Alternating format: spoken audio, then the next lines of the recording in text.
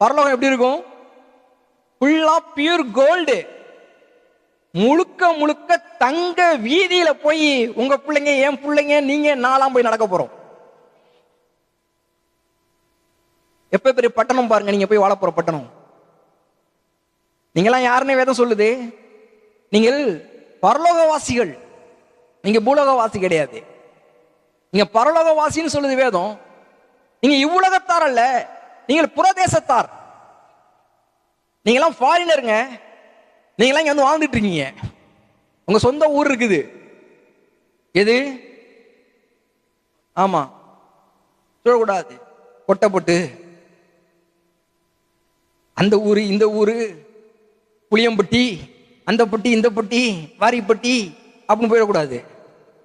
ஒரு பட்டியும் இல்லை, பட்டணம். பட்டணத்தின் வாழ்வை கத்தர் வைத்திருக்க